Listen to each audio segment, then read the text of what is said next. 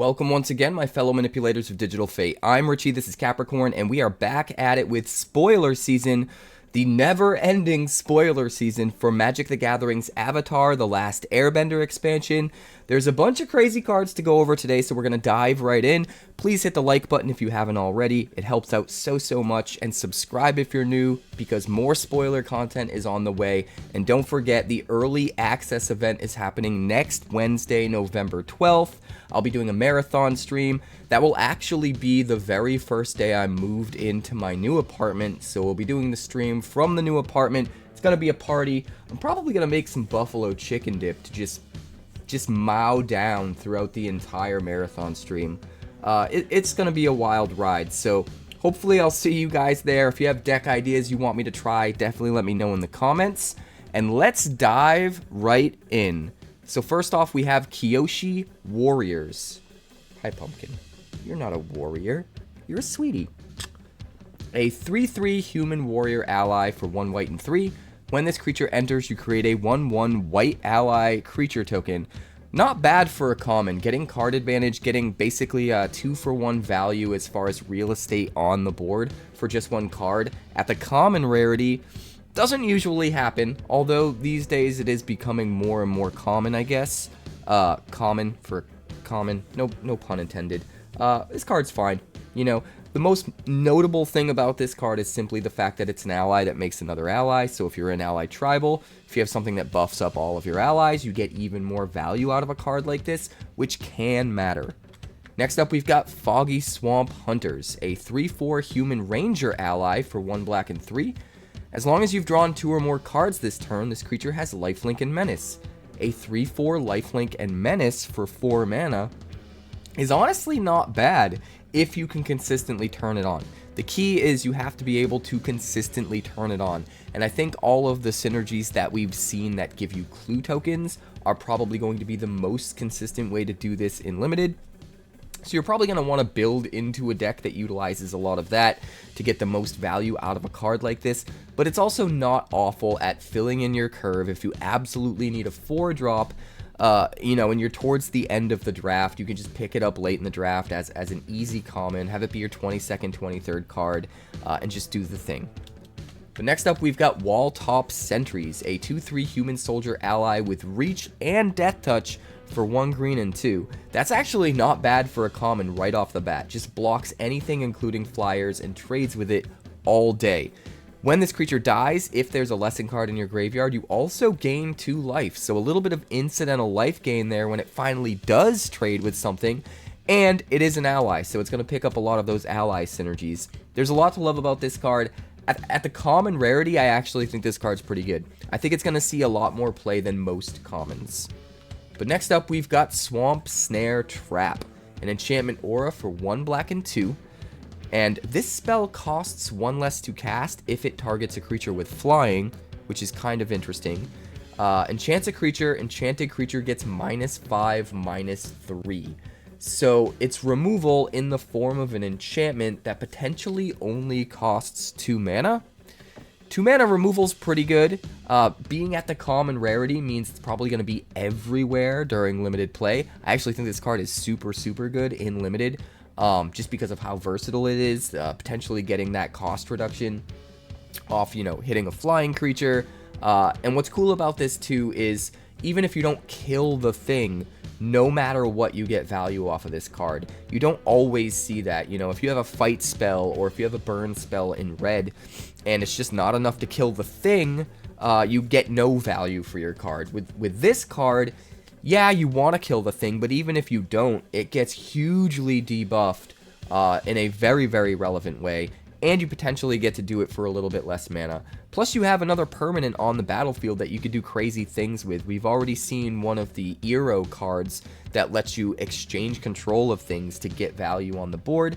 You could give your opponent control of this after you already put it on one of their creatures, and they don't really get anything. They don't get any value out of that. It's just pure value for you. So there's definitely some interesting stuff you can do with this card. I actually think this one's going to be one of the more played common pieces of removal.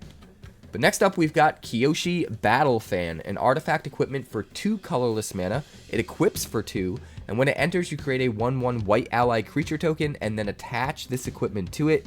Equipped creature gets +1/+0. This isn't anything crazy, but it is very easy to fit in pretty much any deck to help you fill out your curve if you're lacking 2-drop spots. Basically comes down and gives you a 2/1 creature for 2, doesn't care what colors you're playing, and then leaves behind a little bit of value if that creature dies. You could potentially equip this to something else down the line and give it a tiny little boost. That's not awful. I think, again, the most notable part of this card is the fact that the token it creates is an ally, and that is definitely going to be relevant. But next up, we've got Messenger Hawk, a 1/2 creature bird scout with flying for 1 Dimir hybrid mana and 2. And when this creature enters, you get to create a clue token, so it automatically, basically cantrips, gives you a card to replace itself. It is going to cost more mana down the line, but still gives you that value to replace itself. And also, this creature gets +2/+0 as long as you've drawn 2 or more cards this turn. So you eventually get to use that clue token on a key turn to buff this up into a 3/2 flyer, which isn't bad. And then if you have more ways in your deck to actually trigger that ability to draw extra cards, maybe you're going deep into clue synergies and you have a bunch of other ways of creating clues, that'll be ways to subsequently get this buff over and over again. So there are definitely some interesting archetypes that I think will make use of this card, but you kind of have to have consistent ways to get that extra card draw for this to be really good.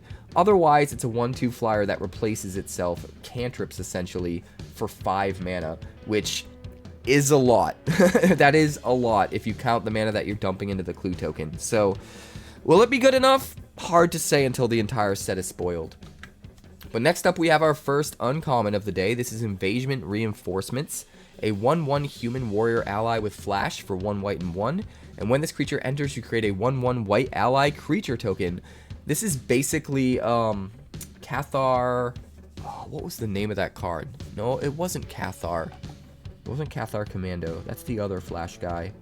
I forget the name, but we've had a creature like this in Standard recently.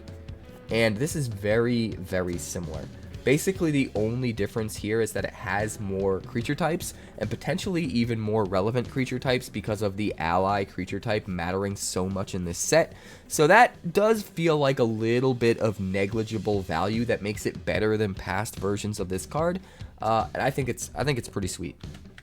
But next up, we've got Benevolent River Spirit, a 4/5 spirit for just 2 blue mana. As an additional cost to cast it, you have to waterbend 5, which you could just tap 5 dudes if you want to and only play this for 2 mana, which is kind of cool.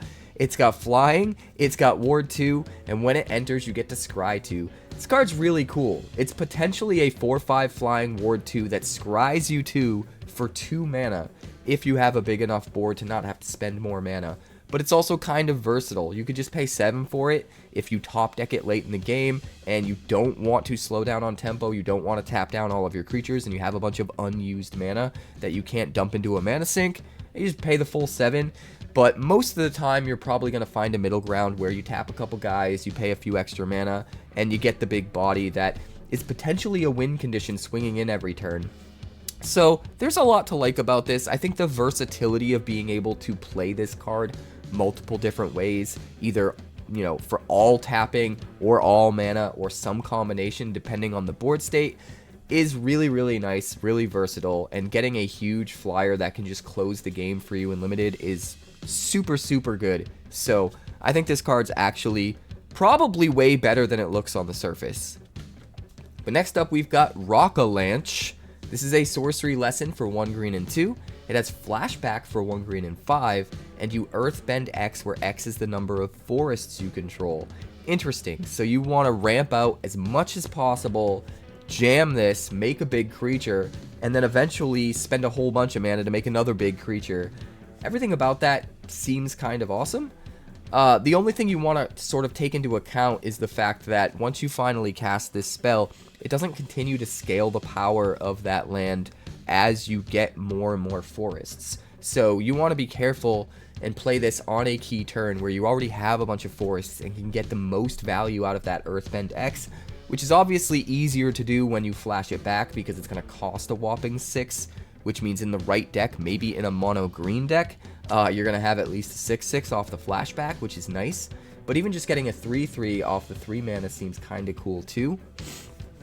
The most notable thing that I want to point out is this is another card that we've seen that sort of makes you want to go monocolor in limited. We already saw a card in white in a previous video that made you want to have as many planes as possible, made you want to try to go mono white if you could in limited, and this feels like something very similar for green. So I'm really hoping that going monocolor in a draft is viable, and we can build some really cool decks to take advantage of cards just like this. But next up, we've got Crashing Wave, a sorcery for just 2 blue mana.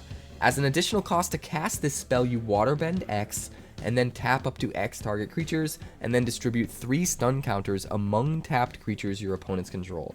So, if you only have 2 mana, and your opponent's being super aggressive and all of their creatures are tapped because they're swinging in, this could just put a stun counter, 3 stun counters among their tapped creatures. You could even pile them all up on 1 creature if you want, or split them among 3 for just 2 mana. And then the fact that it can scale up and you can tap your creatures to tap their creatures because of the waterbend, or just dump extra mana in, there's a lot of versatility there in how you use this and how many different permanents you can affect.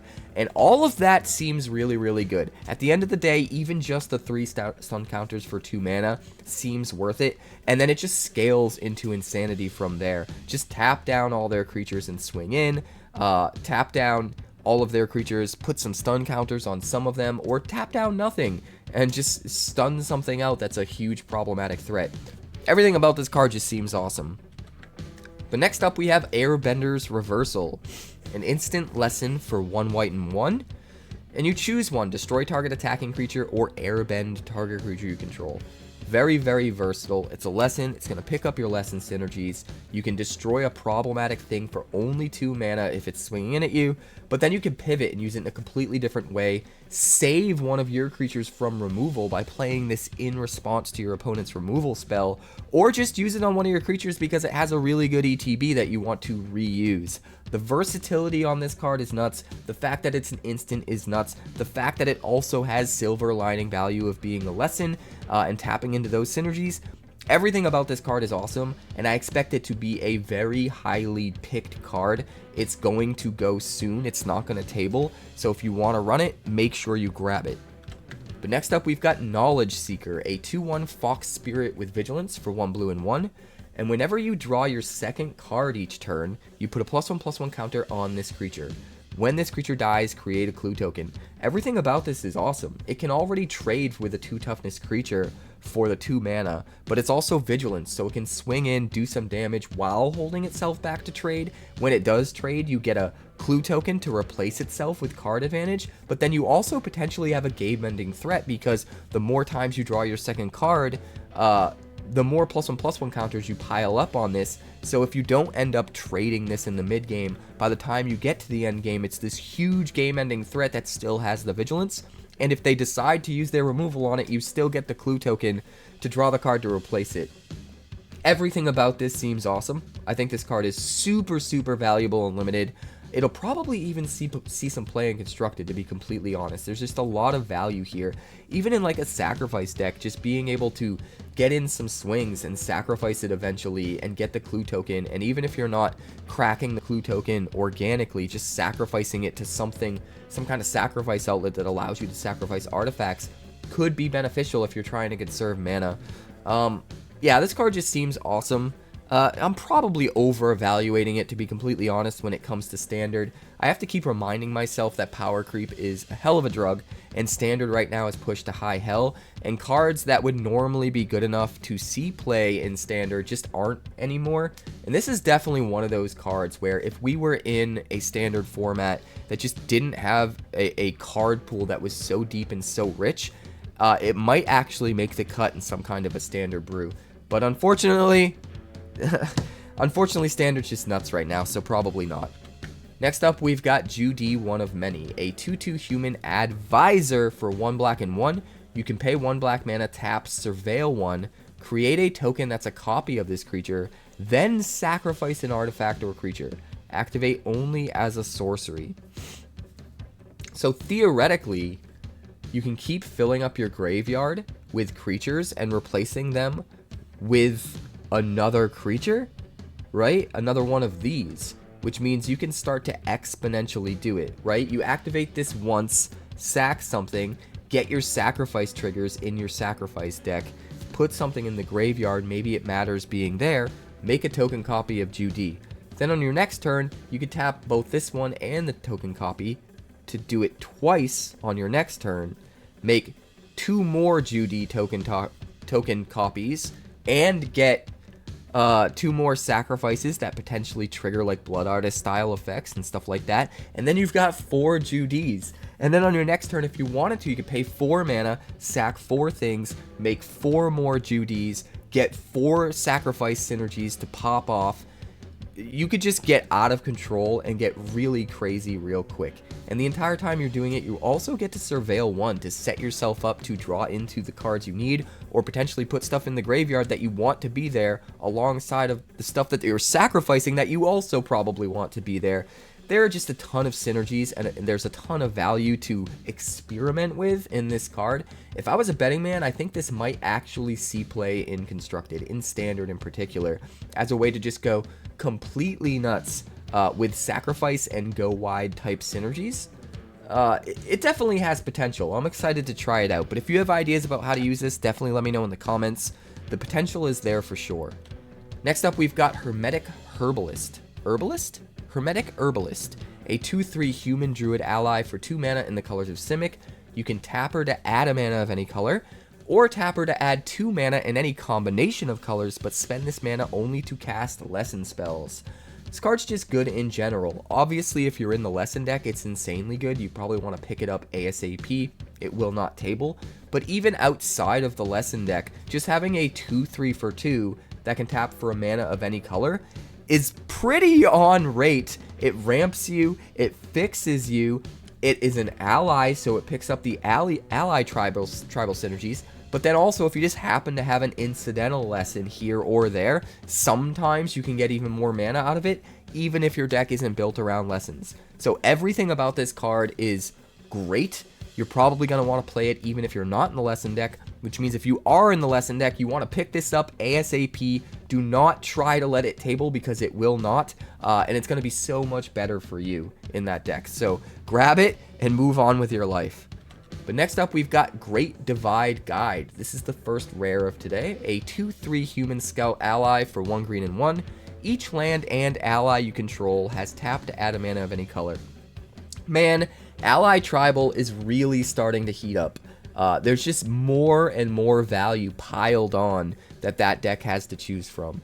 Being able to fix all of your mana with your lands alone is already kind of good when you have a 2/3 body for 2 that's giving you access to that. But the fact that your allies can tap for a mana of any color is where it gets really bananas. This absolutely fixes all of your color problems no matter what. But your allies tapping for color, now you're ramping, and you're probably like doubling the amount of mana that you have available to you. In fact, you can use this ability as soon as it hits the board.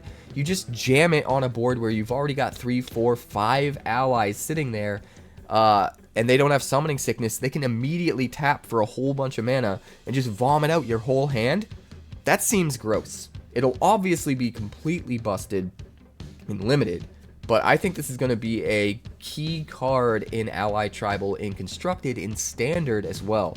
And I'm excited to build that deck for sure. Let me know in the comments if you want to see it. Early access is coming, and we're going to do the thing. But next up, we've got Obsessive Pursuit, an enchantment for 1 black and 1. When it enters and at the beginning of your upkeep, you lose a life and create a clue token. Whenever you attack, put X +1/+1 counters on target attacking creature, where X is the number of permanents you've sacrificed this turn, and if X is 3 or greater, that creature gains lifelink until end of turn. This is another card that just feels like it does everything. It's like a Phyrexian Arena that costs 1 less mana and draws you a card the turn that you play it, or at least gets you the potential to draw a card with that clue token right away when you play it. Which kind of makes it feel a little bit closer to like Unholy Annex or something like that. But again, it's only 2 mana.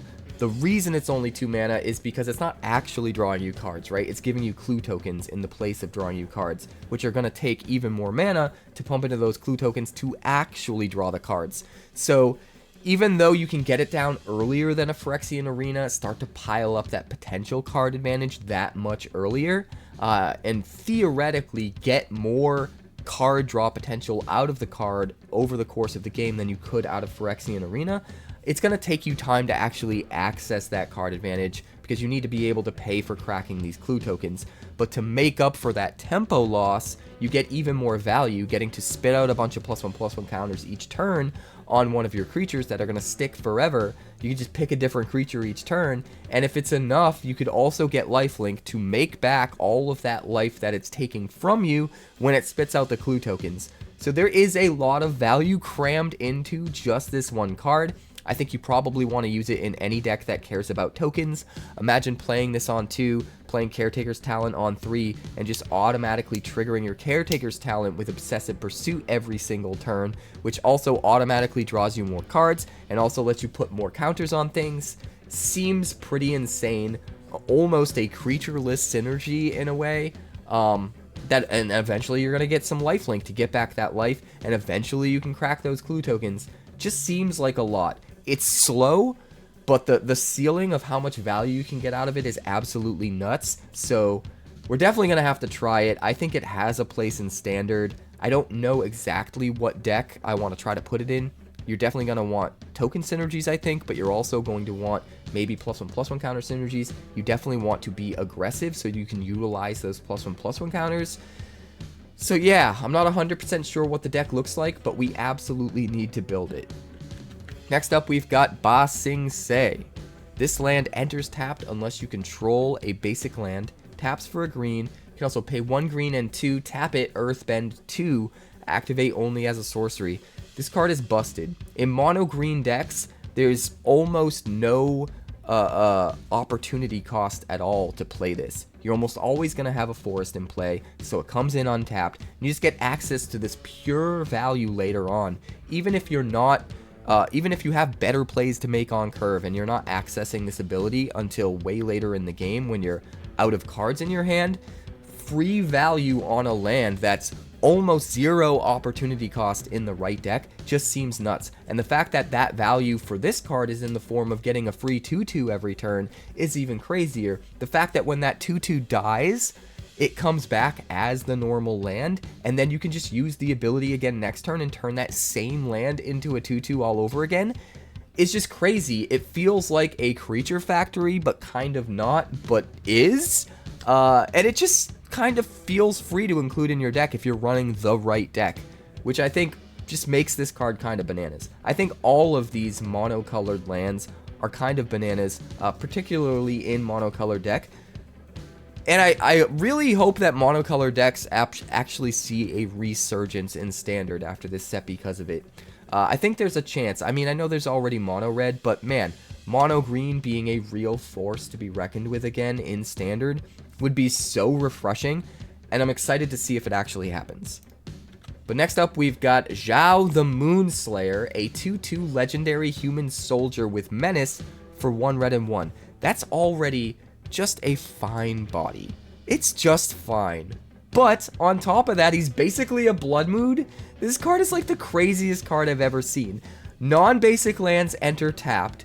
So it's already hugely beneficial against non-basic lands. But then you can also pay 7 colorless mana, put a Conqueror counter on Zhao, and as long as Zhao has a Conqueror counter on him, non-basic lands are mountains. So you turn him into Blood Moon. He's like a pseudo Blood Moon already that slows your opponent down by making the non-basics enter tapped, and then has the potential to turn into a full-on Blood Moon later. And no matter what, you're not losing board presence in the process of that because it's tacked onto a creature that is honestly pretty relevant. 2/2 menace for 2 is almost on rate, pretty much good enough as it is. So the gravy being the fact that you get a weaker Blood Moon that becomes a not weaker Blood Moon just seems crazy to me. And don't even get me started about Agatha's Soul Cauldron. Are they going to ban Agatha's Soul Cauldron because of Vivi? Hopefully they just ban Vivi, But if they don't ban the Cauldron, something like this can absolutely be usable with the Cauldron. Imagine that having this exiled with the Cauldron, and now all of your creatures have the potential to get these Conqueror counters. Although, I guess the Conqueror counter doesn't matter unless it's put on Xiao himself, right? So now that I think about it, Agatha's Soul Cauldron isn't going to work with this, because none of those creatures are going to gain the ability to make that Conqueror counter matter. That being said, you could still use Training Grounds or any number of cards that can generate mana you can only use for activated abilities to make this happen way quicker, and I wonder if that would be good enough in Standard. It might be. Even just a 2/2 Menace that makes non-basics enter tapped is kind of good enough on its own, so like I said, having that extra gravy just be like he becomes Blood Moon seems crazy to me. I don't know. Let me know in the comments if you think I'm over-evaluating this card, but I think it's kind of nuts. Next up, we've got Earthen Ally. Speaking of nuts, a 0/2 Human Soldier ally for 1 green mana, and this creature gets +1/+0 for each color among allies you control. So before we even go to the next ability, it doesn't say among other allies you control, which means he's immediately a 1/2 for 1. Like, even without any other colors, he's immediately a 1/2 for 1, counts as an ally, which is relevant, scales as the game goes on as you play other colors, and has this second ability here, pay 7 mana, a WUBRG, and 2 colorless to Earthbend 5. This card just does everything again, right? If you play a 5-color ally, or even just a 4-color ally that isn't green, he immediately potentially becomes a 5/2 that only ever costs you 1 mana and has access to this crazy ability. Are we going to see that Leyline? What was the name of that card? The Leyline that turns everything into every color and every land into every land type. I forget the name of that Leyline. If you remember, let me know in the comments. But that might be kind of crazy with this. If you start with that in play, and then you play this on 1, it's literally just it itself becomes every color. It counts itself, so it would immediately be a 5/2 for 1 mana, which seems kind of nuts. Maybe that's a deck that we have to revisit and rebuild, because I had a deck that utilized that card a while ago. Maybe it's time. That could be really cool. But even if you're not doing that, just in the Ally Tribal deck, which I'm pretty sure is going to be 5 colors, which has plenty of 5-color support, mana ramp, mana fixing, all that good stuff, this card is just nuts. Play it on 1, it becomes a huge beater before long, and if you don't manage to kill your opponent by the time you get to the end game, or by the time you drop one of those mana guys that we saw earlier, you just use all that crazy extra mana to spit out even more creatures. Just seems nuts to me. Everything about this card is crazy. It's so pushed. Let me know in the comments if you agree. But next up, we have the first mythic of today. This is the Walls of Ba Sing Se. A 0/30 legendary artifact creature wall for a whopping 8 mana. Sure, it has Defender because it's a wall, but other permanents you control have Indestructible. This card is insane. I don't know how good it is, but it's definitely insane. Are we going to see like a Toughness Matters deck come back into Standard with this card? Man, you could theoretically do some really crazy stuff with a number that high. You could find ways to make creatures do damage equal to their toughness and deal 30 damage. Just giving all of your other permanents you control indestructible also seems kind of nuts in and of itself. It is kind of expensive. That's really like the one downside. So I'm not 100% sure what deck wants to play this or what deck that looks like. But there has to be a deck, right, in Standard that this works in. I have no idea what that looks like right now, but there's no way they put out a mythic like this without having some kind of crazy new deck in mind. If you have any idea at all what that deck is, let me know in the comments, because this card is super interesting, and if there is a deck, we have to try to build it.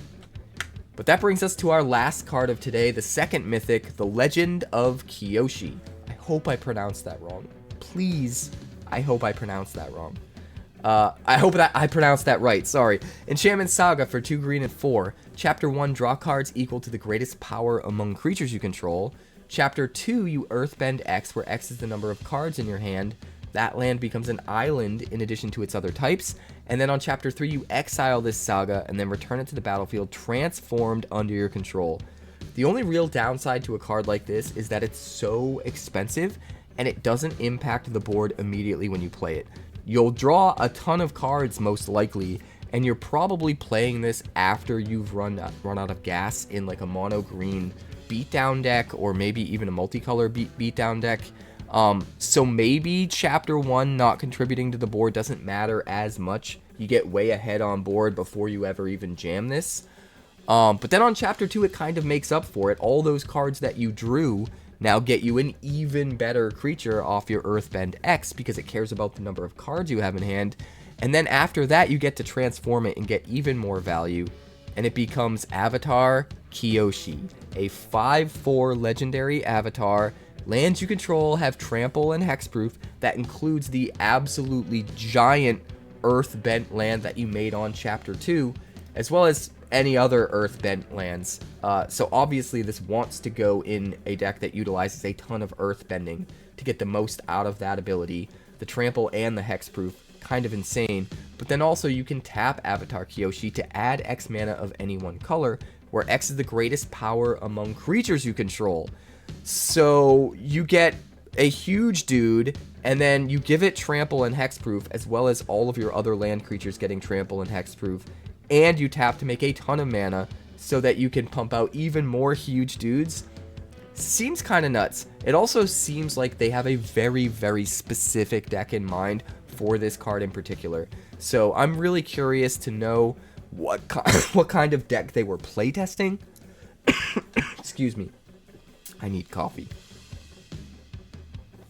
I'm super curious to know what kind of deck they were playtesting when they were creating this set, where this card was what it ended up being because of that deck, because you know that's how they roll. It just seems like it does very specific things that you want a very specific deck crafted around in order to utilize, but the ceiling is absolutely nuts. The amount of value you get out of this card can be absolutely insane if things line up just right. And it just looks kind of crazy to me. But what else is coming? That's going to bring us to the end of the video. Even more spoilers are on the way next time, so definitely hit that like button if you haven't already. Hit that subscribe button. All that stuff helps me out so much. And more videos are on the way. Are you ready for early access? I don't think I'm ready for early access. We need some serious deck ideas. Get in the comments, leave your ideas, and I'll see you on the next one.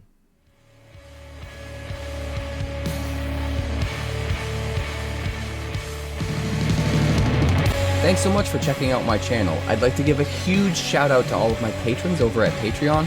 Without you guys, this channel would not be possible, so honestly, thank you from the bottom of my heart for all of your contributions. If you haven't yet, like and subscribe. The more likes we get and the quicker we get them, the bigger this channel will grow and the faster it will grow. I'd love nothing more than this channel to become something very special for you guys, but it's entirely up to you how fast that happens. Also, if you'd like more deck text, that's somewhere over there. And if you'd like to see what else the channel's been up to lately, that's somewhere up that way. Also, subscribe, circle below, do all the things.